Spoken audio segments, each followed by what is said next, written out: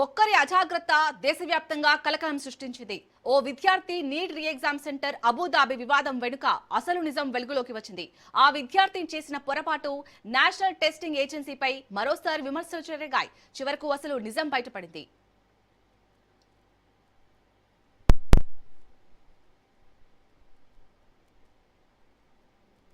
నాగపూర్ కు చెందిన 18 ఏళ్ల అబ్దుల్లా మహమ్మద్ తాలిబ్ అనే విద్యార్థి అడ్మిట్ కార్డ్ సోషల్ మీడియాలో ప్రత్యక్షమైంది.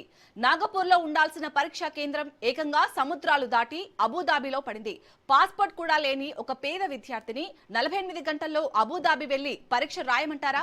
ప్రభుత్వానికి కళ్ళు లేవా? నీట్ వ్యవస్థ మొత్తం భ్రష్టు పట్టిపోయింది అంటూ సోషల్ మీడియా వేదికగా నెటిజన్లు, కొన్ని రాజకీయ శ్రేణులు ప్రభుత్వంపై, నేషనల్ టెస్టింగ్ ఏజెన్సీపై తీవ్ర స్థాయిలో విమర్శల దాడికి దిగాయి.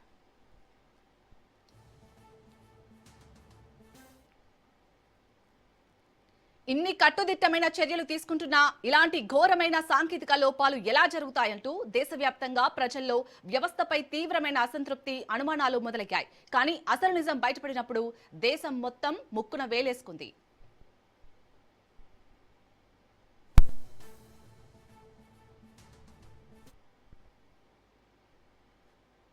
మీడియాలో వస్తున్న ఆరోపణలను తీవ్రంగా పరిగణించిన ఎన్టీఏ ఉన్నతాధికారులు లోతుగా దర్యాప్తు చేసి ఆ విద్యార్థికి సంబంధించిన పూర్తి డిజిటల్ వెబ్లాగ్స్, ఐపీ అడ్రస్ వివరాలను బహిర్గతం చేశారు. ఆ రికార్డుల ప్రకారం పరీక్షా కేంద్రాల మార్పు కోసం ఇచ్చిన కరెక్షన్ విండో సమయంలో ఆ అబ్బాయి లేదా అతని కుటుంబ సభ్యులు తమ సొంత లాగిన్ ఐడి, పాస్వర్డ్లను ఉపయోగించి నాగపూర్లోని తమ సొంత కంప్యూటర్ నుంచే స్వయంగా అబుదాబిని మొదటి ఆప్షన్ గా, దుబాయ్ని రెండో ఆప్షన్ గా ఎంచుకున్నారు.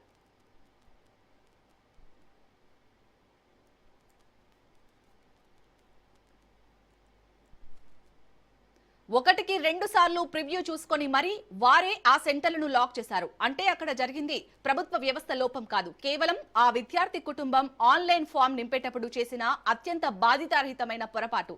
తమ సొంత తప్పును దాచిపెట్టి మాకేం తెలియదు, ఇదంతా టెక్నికల్ గ్లిచ్ అంటూ వారాడిన డ్రామా వల్ల దేశంలోని అత్యున్నత పరీక్షా వ్యవస్థ ప్రతిష్ట మసకబారింది.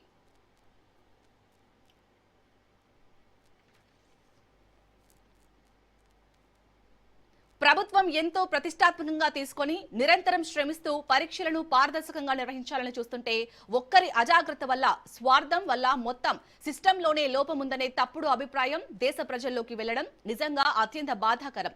అయినప్పటికీ ఎన్టీఏ కేవలం ఆ విద్యార్థి భవిష్యత్తును మాత్రమే దృష్టిలో ఉంచుకొని మానవతా దృక్పథంతో చివరి నిమిషంలో అతని కేంద్రాన్ని తిరిగి నాగపూర్కే మార్చి పరీక్ష రాసే అవకాశం కల్పించింది.